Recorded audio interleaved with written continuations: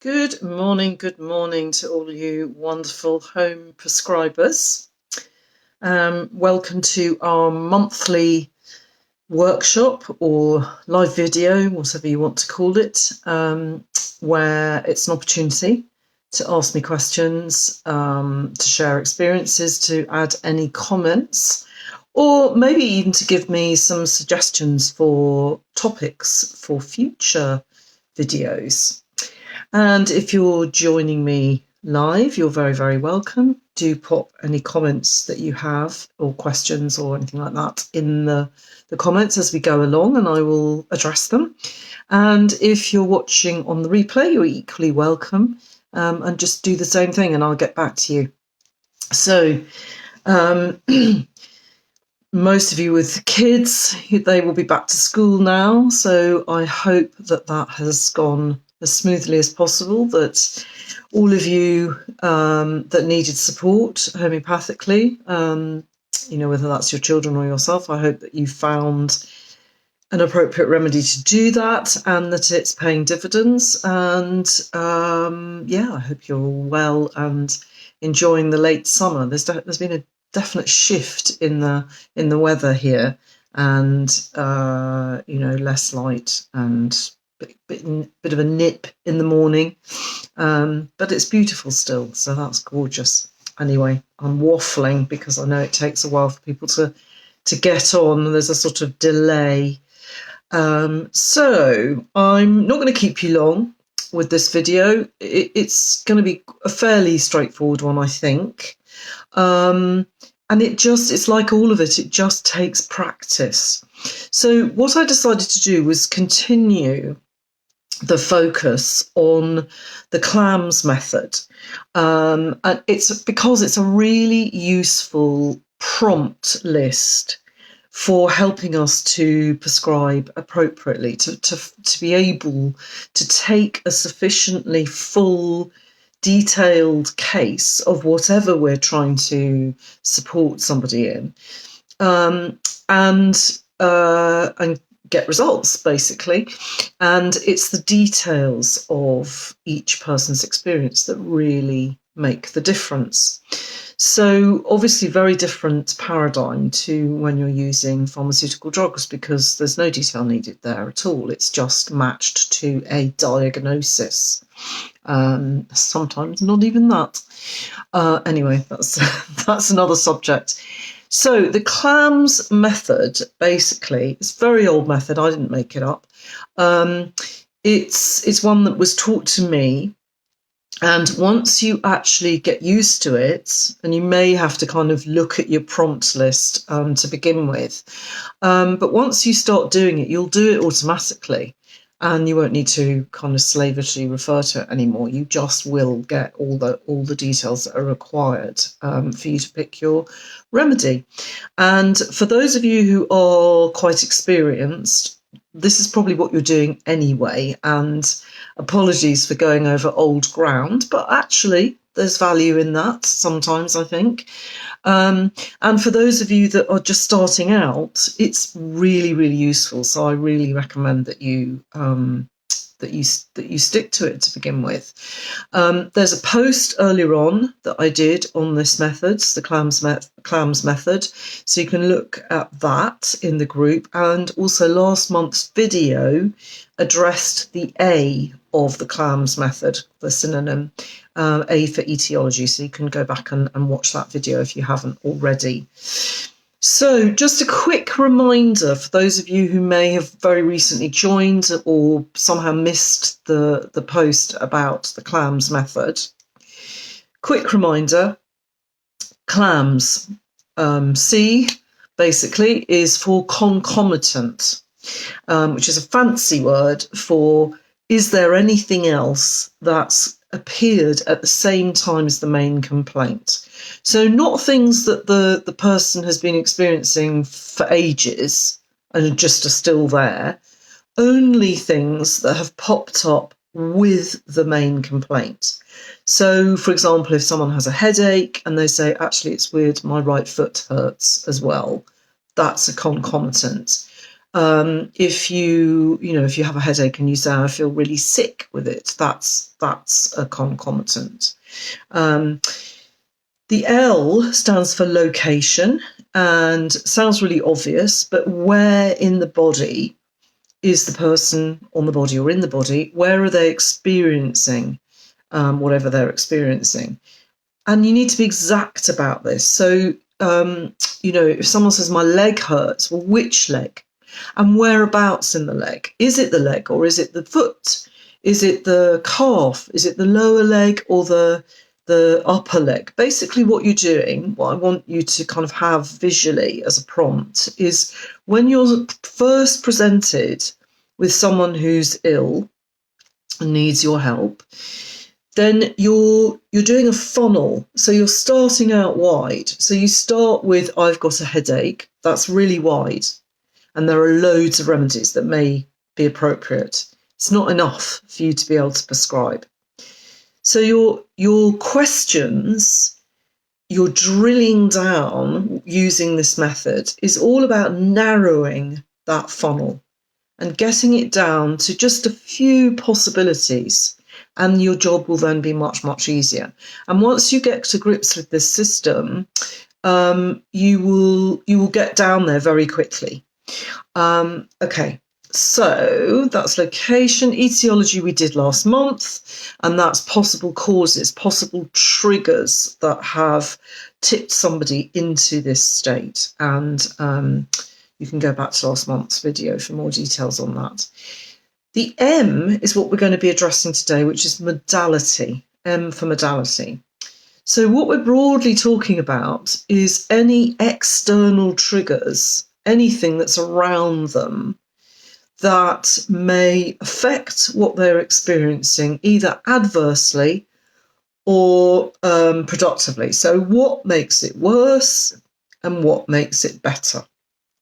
And I want to be very clear that when you're asking, okay, is there anything that you can do that makes the pain better? What a lot of people hear is what makes it totally go away. That's not what we're asking. What we're asking is there anything that just softens that pain, that just gives you, dials down the intensity a little bit, brings you some form of relief. And usually there are things, and we'll go through some questions that help you to get that. Now, the S of CLAMS is about sensation. And that's really more about how they're feeling it, how they're experiencing it with their senses. There's a bit of a crossover with modalities, but it's more internal, I guess, if you want to differentiate. So that is the quick run through the CLAMS method. So what is a modality, basically? And the dictionary definition is it's a particular mode in which something exists, is experienced, or expressed. It's a particular form of sensory perception, and therefore it's can be fairly unique. It can be individual, special, and that is exactly what homeopathy is all about. There is absolutely no one size fits all with homeopathy. So it's what can make it a little bit challenging to begin with when you're first doing it, because it's a completely different paradigm, as I said, to working with pharmaceutical drugs. But it's also what makes it so effective and so wonderful, and actually so creative as well, once you are confident with it. So what we're doing is we're differentiating by using the details of what someone is experiencing, in order to, as I say, going back to that funnel, get our choices more and more narrowed, if you like, less. So, somebody coming to me and saying, for example, I'm going through the menopause, let's say. I'm going through the menopause. How can you help me? The answer is I have no idea how I can help you, because menopause, like most diagnoses, is just a fluffy blanket term that generally describes a stage of someone's life, basically. It doesn't tell me anything at all about how the person is experiencing that time of life. Even if you get down to, I've got period pains now, I'm suddenly experiencing period pains. There could be a million different ways that those period pains are being experienced, and it's still really not enough information for me to tell the difference between one remedy over another. So that's what we're interested in always as homeopathic prescribers, is the details. God is in the detail, basically, that it's those things that are going to make your prescription individual, bespoke, tailor-made, and appropriate to your patient, basically. So, going back to the headache thing, we have, there's our kind of one of our Bible books, which you won't have, but you have, the books you have will have summarised this for you. But this is my old repertory, and it is full of thousands of, it's a list, basically, it's a catalogue of every kind of symptom that people have experienced over the years, and the possible remedies that go with them. So when we look up something like headache, there are literally hundreds of remedies. And actually, it's entirely possible that almost any remedy could potentially help a headache, because there's no details to it. It's possible for you to choose, basically. But if you actually find out that the person's headache is actually worse in the open air, that immediately cuts it down to 50 remedies in this book, and it will be less in the books that you're using. Again, if somebody says, well, actually, my headache is much worse if I've got clothing or anything around my neck, there's only 6 remedies that are listed onto that particular symptom. For those of you who are interested, that's arginate, belladonna, crotalus, glonoin, lachesis, and sepia. And again, if your client says, patient says that actually, weirdly, my headache is always better in the evening, there's only 3 remedies listed under that particular symptom. Magmure, Noxvom, bold type for that, so that's a biggie, and sulphur. So you can see that funnel gets right down quite quickly once you've got some details. And also, just to remind you that your familiarity with the keynotes of particular remedies is going to play a major part in that. Or just getting to grips with a book that gives you that information so that you can look it up quickly. And that's where my remedy sheets come in handy, these remedy sheets. And there's a pinned post about those sheets that you can order if you want to, where I've just pulled out some of the main remedies for particular diseases, and I've done that work for you. So all you have to do is look at that grid, if you like, and it's all done for you. So if you want to order those, just give me a shout. Just pop them in the comments or message me, and we can arrange for you to get a link and you can download those. Okay, so what are good questions to ask? What could you be looking for when you're eliciting modalities? As I said, you're looking for things that will give some kind of relief to the pain or the discomfort, or you're looking for things that make it significantly worse, or worse in any way.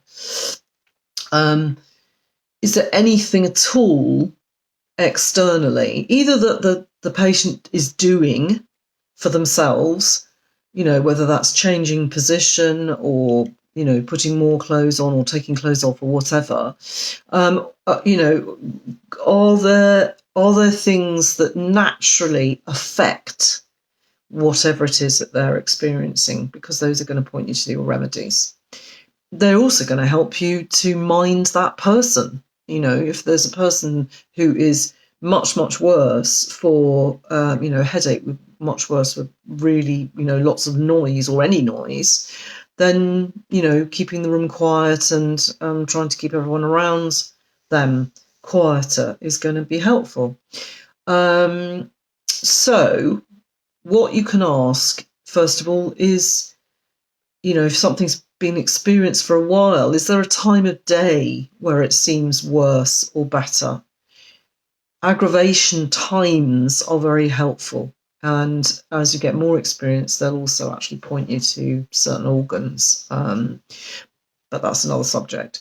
So, there are some people who may experience headaches when they first wake up from sleep, for example. Lagasis has that. There are lots of other remedies that do. There are some remedies that are much, much worse at very particular times of the day. 3 o'clock in the afternoon. They're worse after midnight. They're worse at night rather than during the day. Sometimes they might seem to be absolutely fine during the day and only experience what they're experiencing at night, or the other way round. So times of the day. Body positions. You might find, for example, that lying on the affected part gives relief, actually. For example, bryonia, even if it's your ribs, anything, they will always get some kind of relief from lying on that part. Now, in the case of bryonia, it's because they really don't like any kind of movement. So lying on it stops it from moving. You could have people who have a headache that's better for hanging the head down, or you could have it's better for actually when I hold my head upright. So all of those things are good questions to ask. And you can always get people to experiment too if you're not clear. Pressure is another thing. If somebody's got an injury, for example, does it feel better if they're holding the injury, if they're stopping it from moving, like bryonia? Coughs as well, if it's a bryonia thing, you'll often find that when people are coughing, they're holding their chest. Again, it goes back to not wanting the chest to move because it hurts. It could be about that, or it could be just that it feels held. It feels, if you've got something bandaged up or held in place, it's comforting. But either way, pressure is a good indicator of a useful detail. Always a useful one, any difference between being inside or outside, fresh air or hot stuffy room. Pulsatillas, markedly worse if they feel hot and stuffy. They really get relief from fresh air. Knocks, conversely, don't like to be outside at all. They're markedly worse outside. What else? Yeah, weather conditions generally. So, if someone says, yes, it's much worse if I'm outside in the cold or the damp, or actually I can't be out in the sun at the moment. Wind, aconite is a big fear remedy. It can often tip somebody into an aconite state if they've had a big fright, but also they are tipped into that by wind. I'm not talking about bodily wind, I'm talking about weather conditions. So if someone says, yeah, I'm this fever or this cold or this headache or whatever has happened since I was out in the gales yesterday, then aconite might well be indicated. So often weather conditions are not only modalities, because they can influence what someone's experiencing. They can aggravate it. They can also be causations, etiologies, if you like. Food and drink is another good thing to be asking about. So has somebody completely lost their appetite, or have they got a very increased appetite? Are they craving particular things, or have they gone off things that they normally would love? Are they eating in a different way from normal? So you've got to be careful here that you're not drifting into what somebody's like all the time. You only want things that are different from normal. So pulsatillas, for example, would be usually very thirstless when they're ill, whereas Bryonia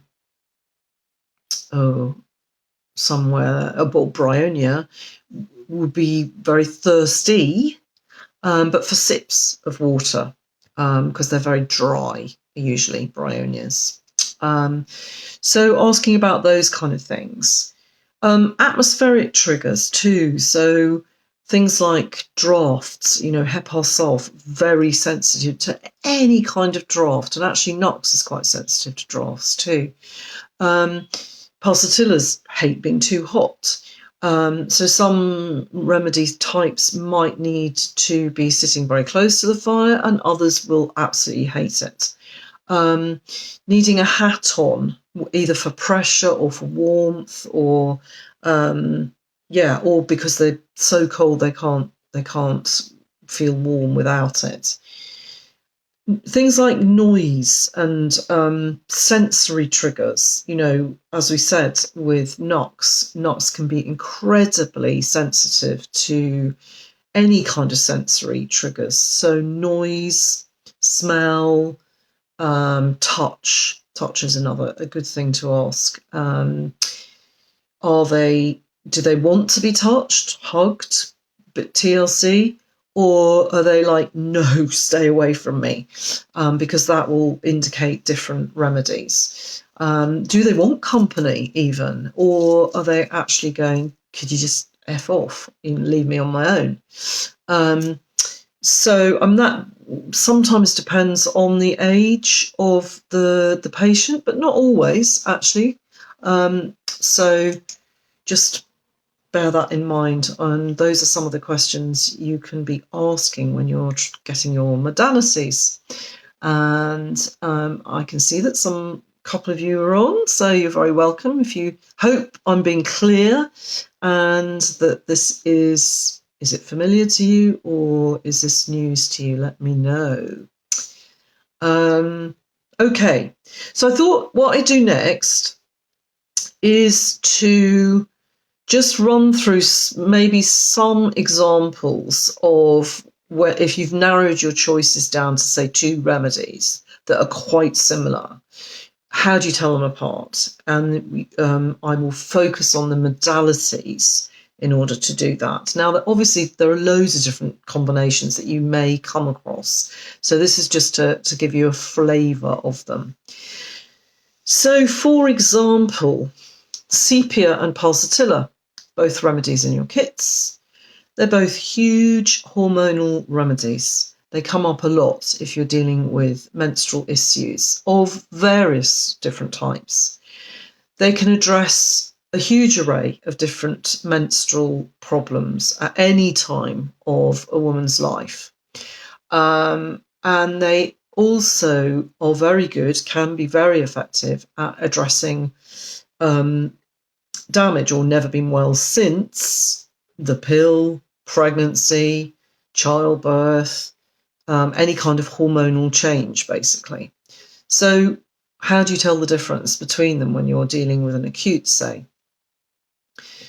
So sepia, which you may already know, is exhausted, irritable, usually cold, because everything's slowing down. Everything's got very lax and, heavy, and the whole metabolism is slow.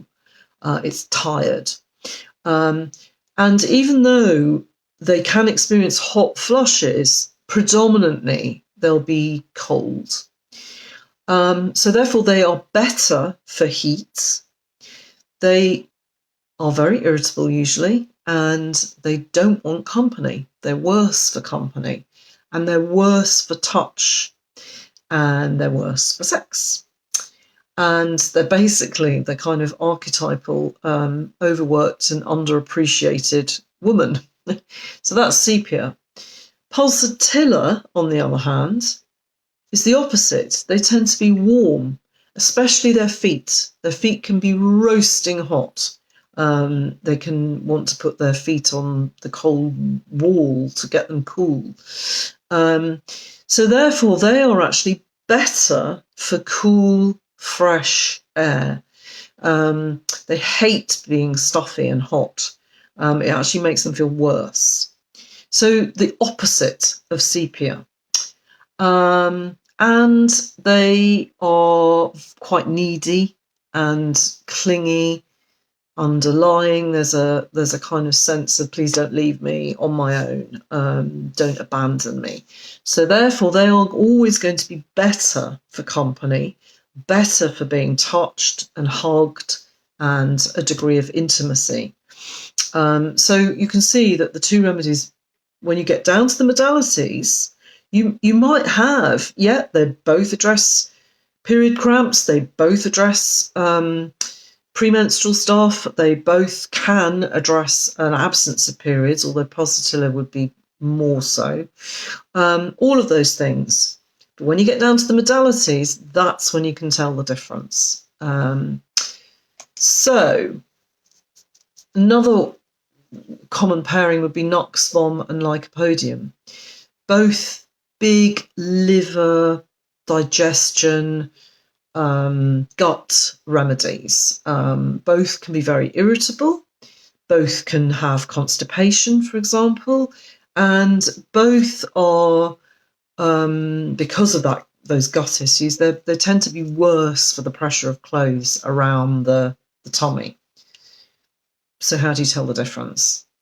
Well, Lycopodium is usually better for motion. It's better for moving around. It's better for cold applications, actually.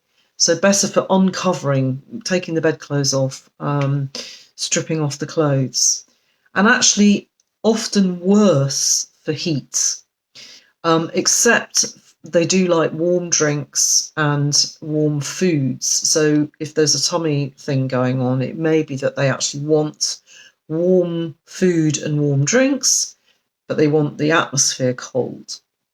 Obviously, Lycopodiums can be extremely bossy and domineering when they feel safe to do that. So usually at home, and usually if they're feeling ill. But outside of the home, they can be actually quite anxious and very obedient, very obsequious, and kind of mindful of people in a position of power. And they usually would crave sugar in some form, sugar or sweets. Nux, on the other hand, is not better for motion. It's better for resting, naps, sleeps. And they are worse for cold, not better for it. So they'd be worse at being made to uncover. And as we said before, they're very sensitive to smell, touch, noise, all of those things. And they tend to crave stimulants, but that makes them worse. So they might be craving sugar, alcohol, fags, drugs even, but it makes them worse. They're extremely irritable with everyone. So not just at home. They don't care who it is. They're going to be cross, impatient, snappy with everybody, regardless of who you are. And it's always worse if they are not feeling that they're number one in some way. They're very competitive. They're kind of adrenaline junkies, basically. They're competitive because they want to be number one, whereas Lycopodium are more concerned with how they're being perceived in society. Anyway, I don't want to go into too much detail, so just the modalities there.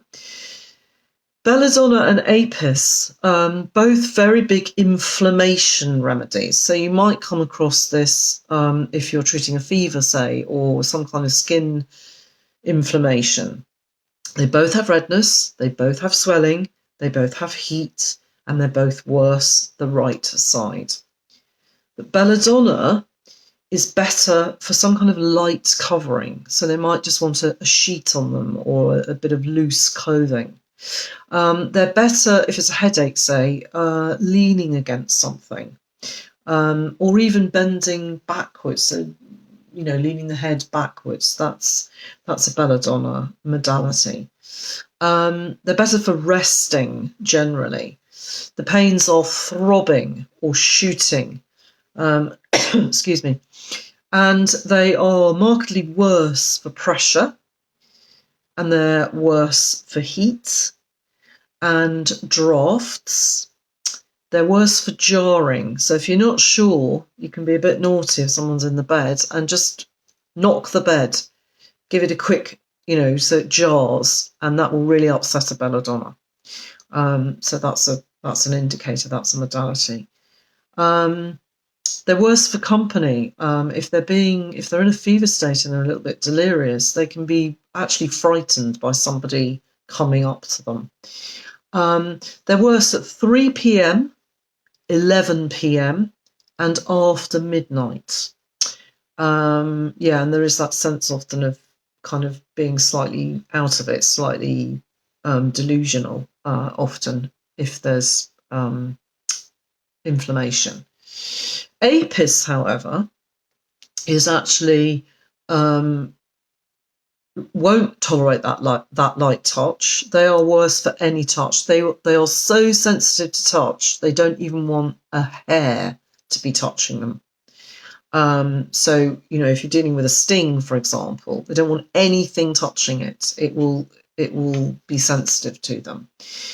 They are better for cool air and cool bathing. So bathing the part with water. They don't like heat, and they don't want to be alone. They really can't bear to be on their own. So different from belladonna again. They're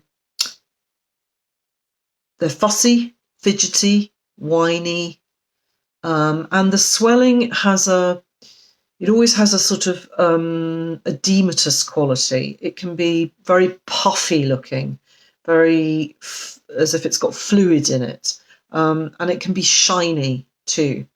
And the pains are not so much throbbing, they're more like hot needles. If you think of the bee, which is what where apis comes from, it's like stinging, darting, hot needle pains. And they are also worse for lying down.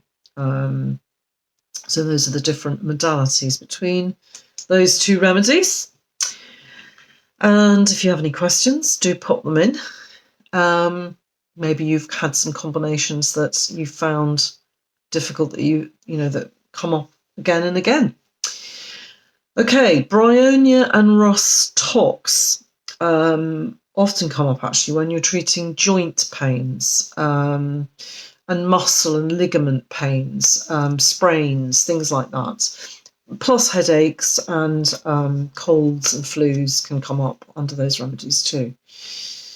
But bryonia, as I said at the beginning of today's video, one of the keynotes is they are much worse for any kind of movement.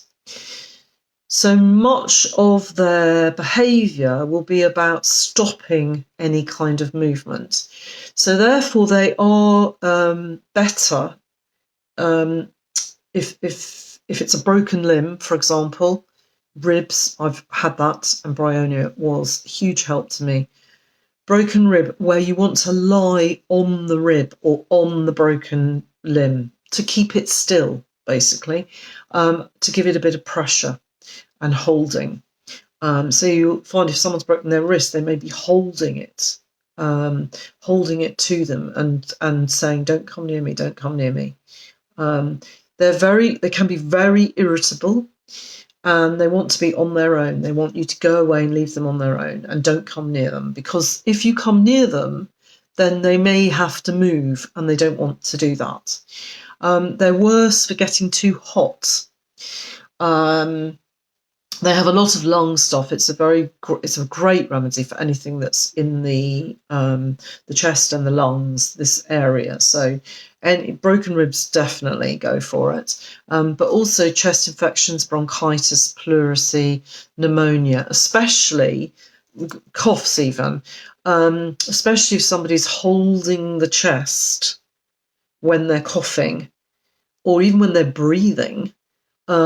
Again, in order to stop that movement, because it hurts.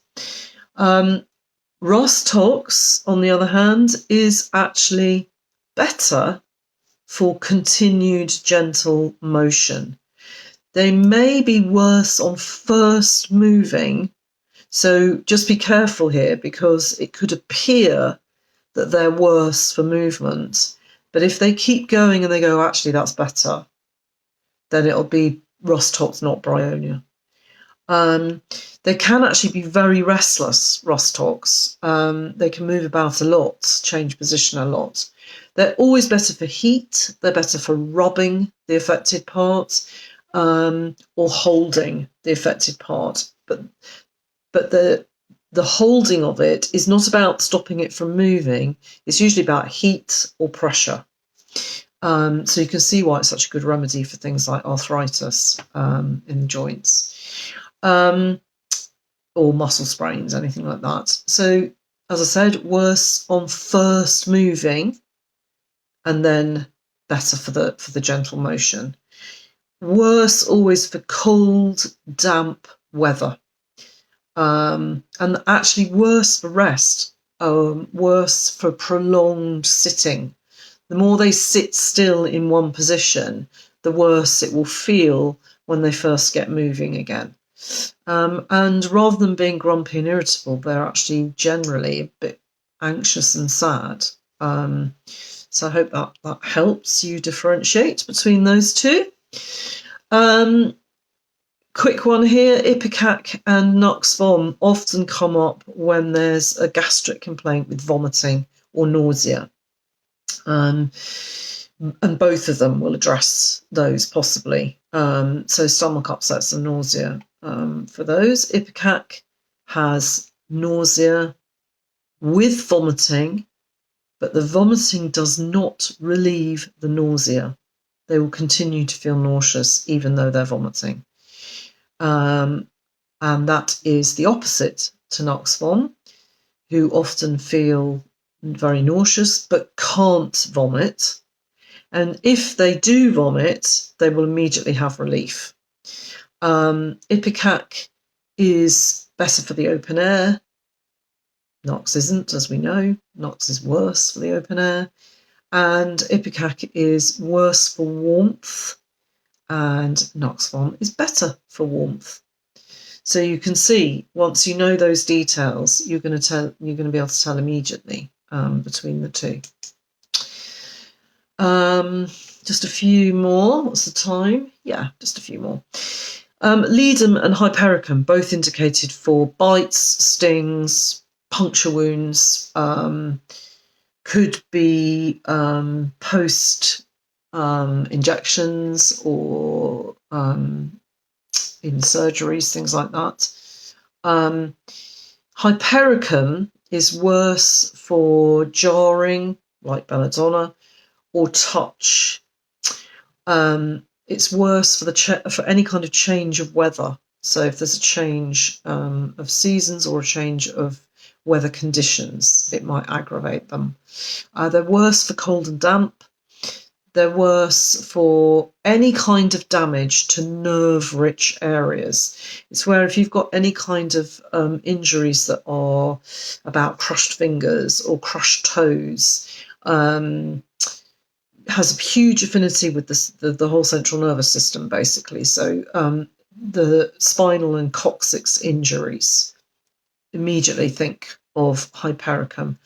Massively helpful if you're experiencing pains or any kind of lasting discomfort from things like epidurals, because it's a double whammy. It's about a puncture wound and it's about the central nervous system and the spine. So hypericum I've used very successfully with women who've had lasting headaches from epidurals. So yes, the pains are very nerve-based. They're shooting, darting. You can't mistake them. It's that very neural pain. Really useful in dental work, or dental pain, when you've got those awful nerve pains that go up the jaws. Ledum, however, yes, and actually very, very, very sensitive to pain and to touch. Ledum is not sensitive to touch, doesn't really bother them. And they are very cold, usually. Yet they don't like heat. And they're actually better for cold applications on the bite or the wounds, and cold air as well. And in actual fact, the wounds themselves might look like they're cold. They look kind of bluish or violety, and they stay discoloured like that for ages after the wound or the bite has cleared up. Ledum is the number one remedy if you suspect that there might be, a risk of tetanus, for example. So if you have had an animal bite or a tick bite, then Ledum is the remedy that you want to be mainstreaming into you. Okay. I'm just going to take some water. And as I say, if all of this is helpful to you, do give me a thumbs up. That'd be great to hear or see. Arsenalb and gelsemium often can come up when we're looking at flus, proper flus and really severe colds. They both have exhaustion and weakness. As I say, they both treat flus. They both have watery, thin discharges, but they can also treat things like tummy upsets, fevers, all kinds of things. With gelsemium, often when you're actually observing your client, your patient, the biggest indicator is the heavy, drooping eyes. And that kind of heavy drooping thing is echoed throughout the body. There's a kind of mental dullness that can often go with it. All they want to do is lie completely still. They feel better if they can lie completely still. They feel better for sweating. They feel better for peeing, actually, urinating. Better in the open air, and better for some kind of support. Gelsemium comes from yellow jasmine, and yellow jasmine is a climbing plant, and it needs support. And gelsemium generally, whatever they're experiencing, they will be much better if they feel they're being supported, either physically or from somebody who's minding them. They can appear to be almost drunk, so slurred speech, drowsy, those heavy eyes, just wanting to droop, basically. They're worse for damp, humid weather, and they're worse before thunderstorms. Any kind of bad news will make them worse. These are possible etiologies as well. And the skin feels hot to touch externally. Arsenalb, on the other hand, very different mental state. So anxious, restless, fearful, want to move around a lot, always better sitting up, moving, always better for company, better for heat, worse for cold, damp air, cold food or drink. They're worse on the right side. They're worse for lying on the affected part. And they're worse at midnight and after midnight. they usually would have burning pains. And the burning pains, even though they feel burning, they're actually better for heat, apart from headaches. If it's an arsenicum headache, that's different. They will actually like cool in that case. But the skin itself will feel cold and could be sweaty. So those are the common ways to tell the modalities of those two apart. That's just about it, really. I think that's enough. I could go through a million combinations, but I hope that you're starting to see that when you actually get down to that level of detail, that's when you can tell the difference between your remedies. Not if you're just going, well, Johnny's got a headache, what do I give? That's not enough. It's not enough information. So just to summarise, modalities are a very important part of your case taking. When you're taking all the details you can of whatever you're hoping to treat, it's these kind of details that are going to make a big difference. And they are the external circumstances that are affecting each person and their experience of their particular dis-ease. They're helping you to reduce that funnel down from a wide, general blanket issue down to a bespoke, tailor-made prescription, and therefore much more likely to give you results. And sometimes there may be only 2 or 3 tiny differences between remedies, especially when you're home prescribing. But those little differences are going to make a massive difference to the efficacy of your prescription. And it may sometimes come down to just the mental emotional state. So I'm not clear about the modalities necessarily, but I'm looking at someone who is really clingy as opposed to, can you just go away? That's good enough for me, because that's a modality, really. So practice, I would advise 2 pieces of advice. Just practice whenever you can, asking those drilling down questions. So getting, if you think about, even if you haven't anybody to practice on at home, any guinea pigs, kids are good for that. Do it on something that you've experienced maybe in the past, and ask yourself, well, okay, I had a headache and I popped a paracetamol last week, say. Let's think about that headache. Where was it? What was the nature of the pain? How was I experiencing it? What was making it better or worse? And therefore, if I have that headache again, what would I give remedy-wise? And if you can practice that, it will become second nature. You'll just do it, and it won't take long, to be honest. And it will make a big difference. And the other thing is, I would suggest that you keep your remedy charts, if you have them, or a book, if that's what you're using. Keep them with your kits, obviously, because that's where you're going to need them both together. And maybe if you're just starting out, have that CLAMS list attached to the front of your remedy charts, and it'll just help you remember, especially because when you're treating young children, you can get in quite a kind of angsty, flustered state, especially when you're first starting out, and that's not the best time to be using the grey matter and staying back a bit and going, now, hang on a second. Okay, let's remember. So if you just work through that prompt list, then you'll get used to it when it happens again, and you will find the most appropriate remedy. And as ever, if you get stuck, there's always the group. Tag me, put a post up.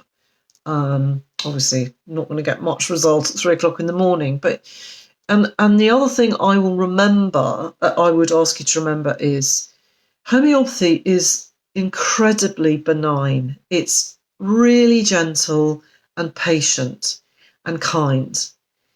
If you get it wrong, there are no big repercussions. You are not going to poison somebody. You are not going to do any harm. You're just not going to have any effect. So that's the worst that can happen, is that you give a remedy that isn't quite similar enough and the body can't do anything with it. You're not any worse off than you were when you started, so give it a go. And if you don't, and you will learn from that, because actually that might tell you sometimes your patient will do something in response to that remedy that tells you that it's not that remedy at all. It's the other one that you were considering. So yeah, anyway. I hope that's been useful. I would really like some feedback on whether it has or hasn't been helpful to you, whether you'd like more of this. I can easily go on to talk about the sensations that people can experience, or we can stop this if it's crystal clear and we can do something else next month. But let me know, because this is for you. It's not for me, really, although I do like it. And I'm quite happy to talk about absolutely anything that you're finding is tripping you up or getting you confused, or that you found was wonderful and surprising. All of those things. So yeah, that's it. Have a beautiful weekend, and I will see you all again at the next live, I guess, which will be the same time, 9 o'clock, first Saturday of October. Take care. Thanks for watching. Bye.